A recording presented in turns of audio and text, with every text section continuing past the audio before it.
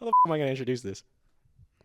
What's up, listeners? Welcome to the podcast. This will be the first and likely one of the only episodes that I'll ever record. Today we have with us one of the artists who performed at 2024 Bronco Fusion here at Cal Poly Pomona.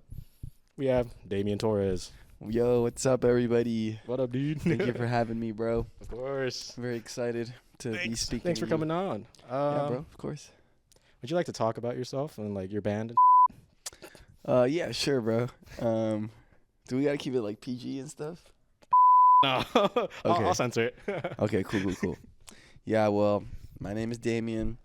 I am the lead singer and rhythm guitarist of ZOMBIELOAF. Mm-hmm. I've been in that band for 10 years now. We created it 10 years ago, but obviously we didn't really know how to play our instruments 10 years ago. Right. So it definitely took a while for the band to get rolling. And I think now for the past 2 years, we've been very, very active. We definitely played a lot of, or not a lot, but we played shows in high school. We would throw little parties and play there as an excuse to,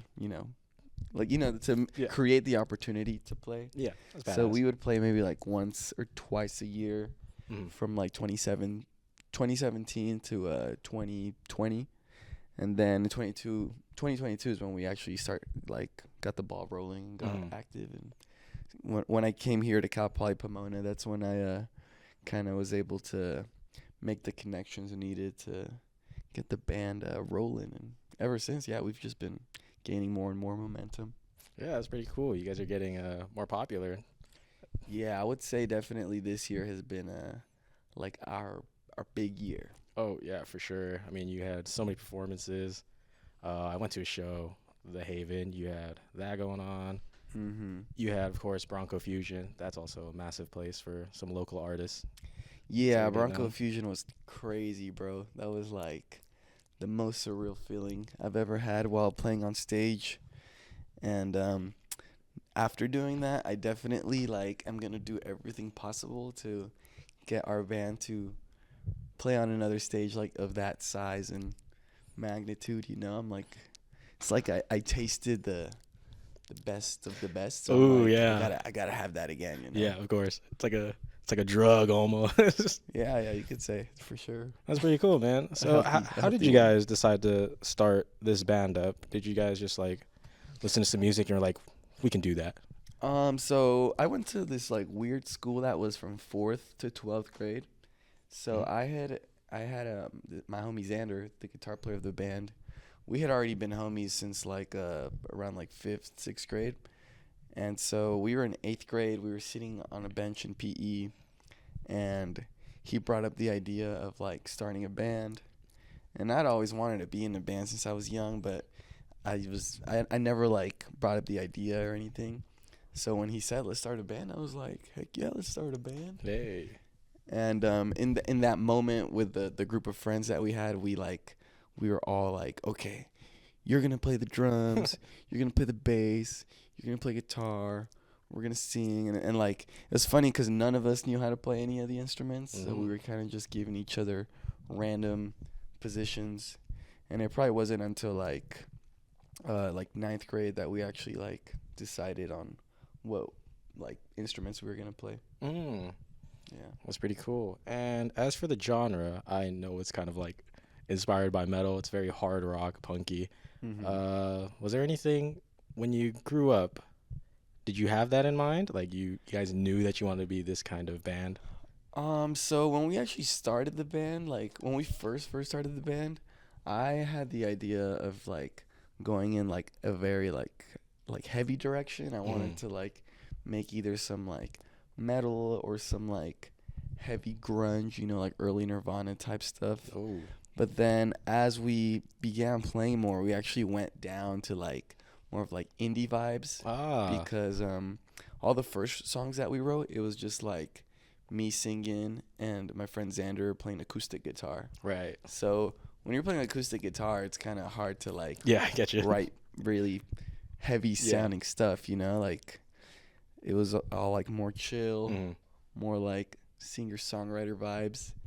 And then so when we started playing around like senior year at shows, it was definitely more on like the indie side of stuff. And then it wasn't until like more recently that we've gone into like the more heavy direction. Oh, I see. Yeah. Like some of the songs are actually like songs that we wrote back then and were like made for the acoustic guitar, but we're like, let's just like speed that shit up. Oh. Put on all the distortion. Oh yeah. We can turn it into a punk song. Oh, that's nice. I like that.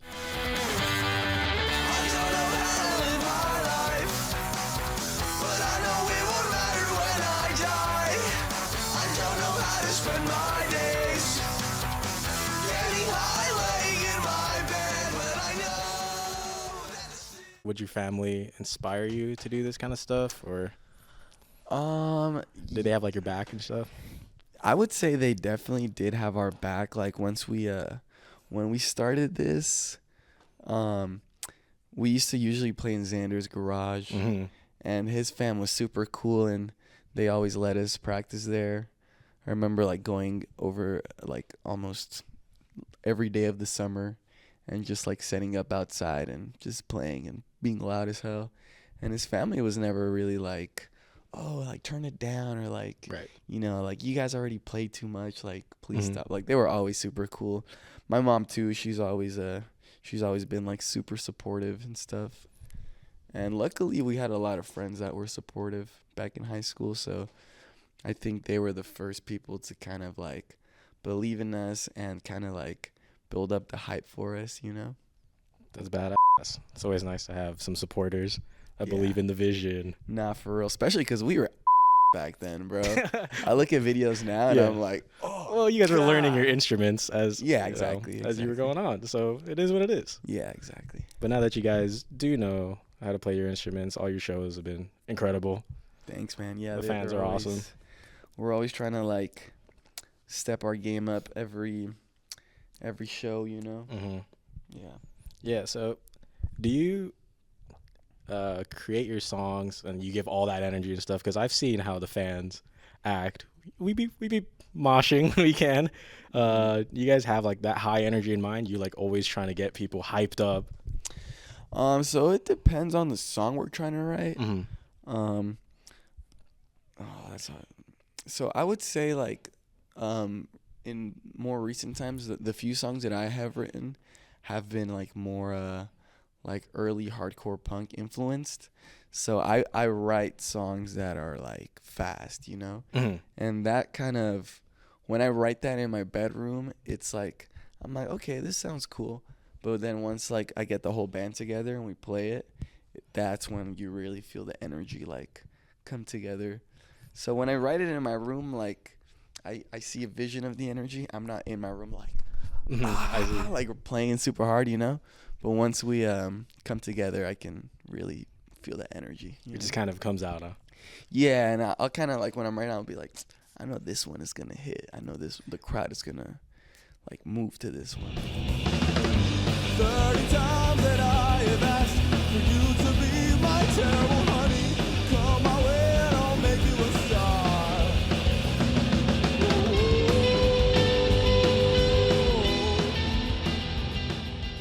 It's always nice to get a little look inside like a songwriter's head. Yeah, we definitely like, right now we're working on dropping our first album, which features a lot of like older songs of ours. Oh yeah. So we haven't written too much new material as a band, at least like all together. So we're looking forward to dropping this so that we can make that new or like go into that new phase of writing new music. That's sick. Yeah. So yeah, no, because I remember seeing on your Instagram post that you guys dropped a single that would I believe be on the album. Yes. That song we actually wrote. I guess it's an older one of the new songs we wrote, because some of the songs that we have are from like 2015, 2016 and stuff like that. But we wrote a few new songs around like 2021, 22. And so that's one of those songs.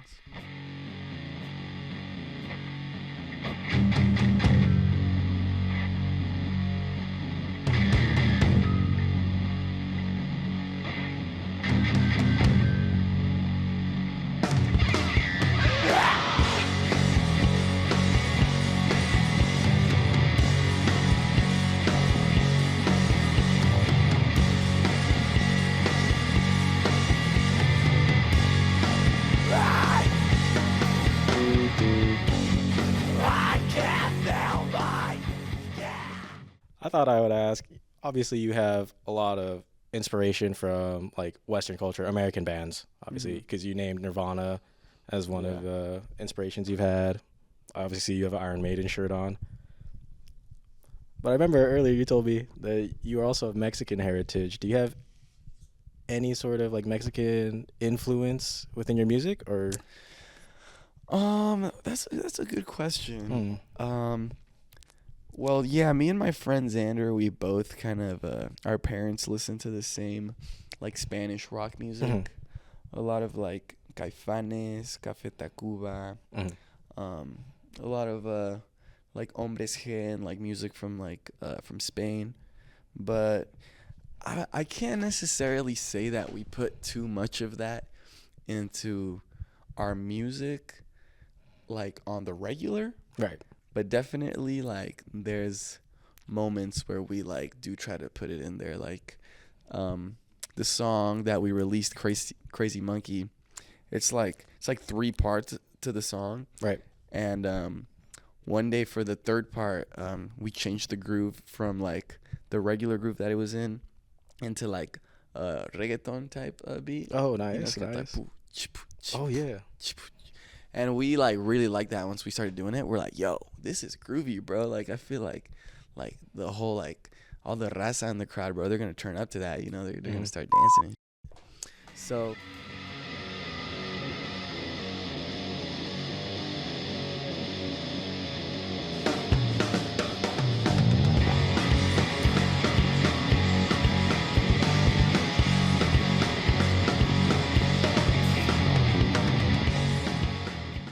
I feel like once we start writing new music, I definitely do want to incorporate a lot of like Latin rhythms and just like I'm definitely influenced by a lot of like Caifanes. They're one of my favorite bands for sure. So I want to put that into our music going forward. And speaking of like a genre change, which is kind of what we were talking about there, do you guys think that you'll at some point like veer off into a completely different direction, or are you okay with like going the way you guys are? I think already like our genre is like all over the place, because we have some songs that are like really heavy. We have some songs that are like very like melodic and kind of like chill, you know. So I don't know. I definitely want to continue like moving towards a more punk and metal sound, but I do want to incorporate like, I don't know, kind of like some psychedelic influences into it. Oh, nice. I would love to somehow incorporate like synths into our stuff. That'd be pretty cool.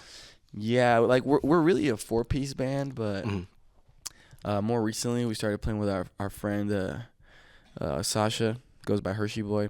They play a synth on our stuff as of more recently, and it's actually really cool to have that synth in our music. And then recently we had a flute player come up for one of our songs, and it was badass having the flute on like a heavy song, you know. That sounds like it would be actually amazing to listen to. No, it was cool. Everybody told us afterwards, they're like, dude, the flute was like the cherry on the top, bro. God damn. Could we expect that on the next album? Yeah, for sure. Sick. We'll definitely add some flute, all types of cool instruments to our stuff. That's amazing. You guys are doing some amazing work. I can't wait to listen to more of you.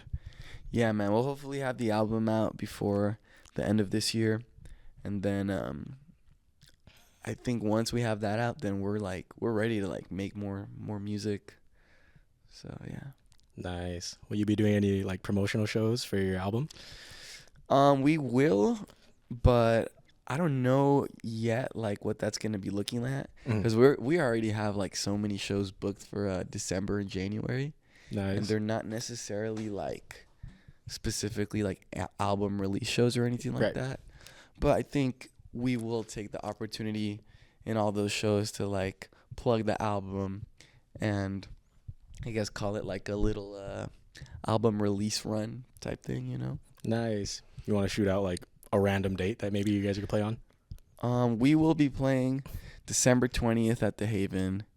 We're going to be playing December 7th in San Bernardino, December 13th in Fontana, December 21st in Riverside.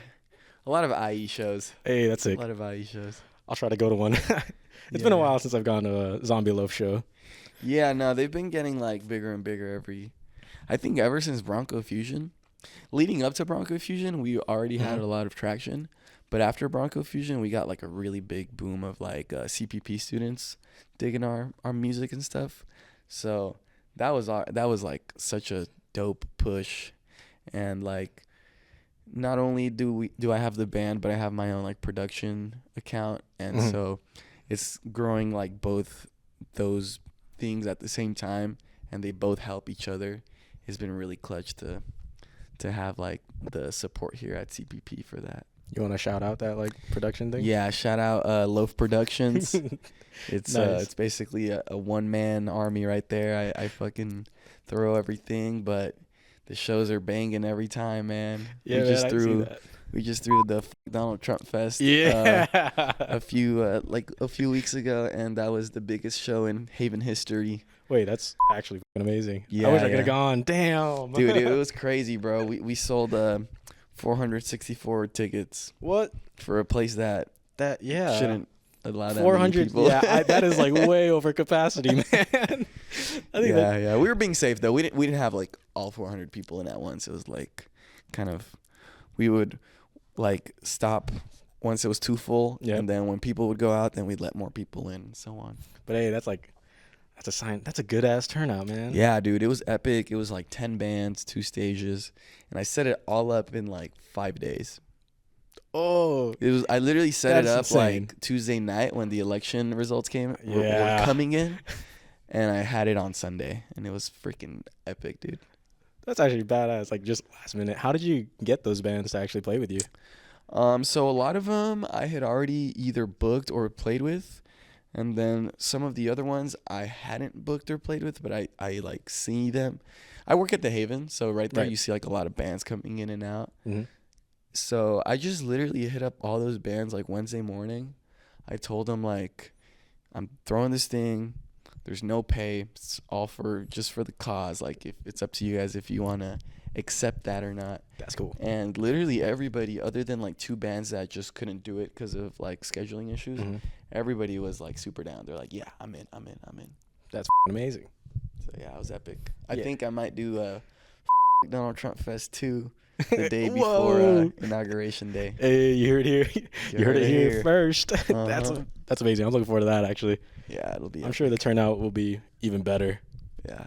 I hope not, because we're not going to be able to fit anybody else. Yeah, you know what? That's a fair point. You know what? Bigger venue. Yeah. If anything, that's what we're going to have to do. We're going to find a bigger venue. Yep.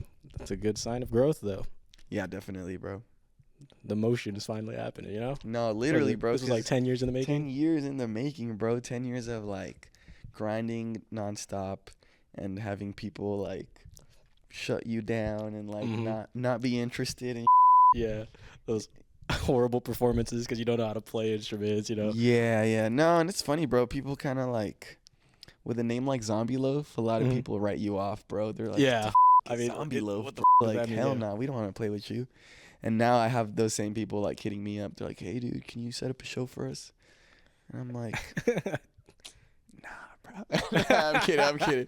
I'm not petty like that.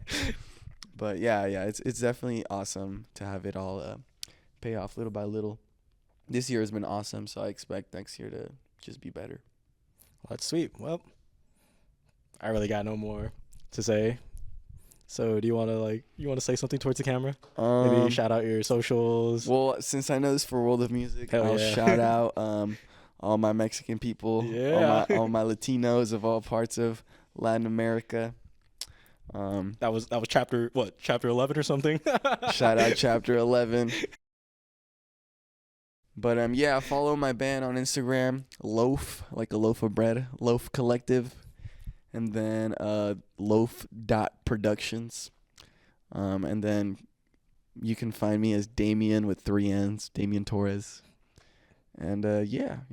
Yeah, I'll go ahead and put those on the screen. I'll even put it in class. I'll dedicate a slide to that. Hell for yeah. the presentation. Thanks, all right, bro. man. Thank you, bro. This was really fun.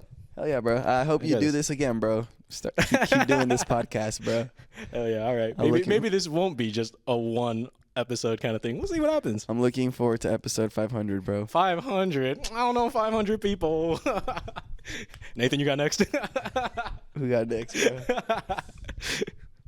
All right. Well, that's all we got for you. See ya. Bye. Thank you. See ya. Yeah, go.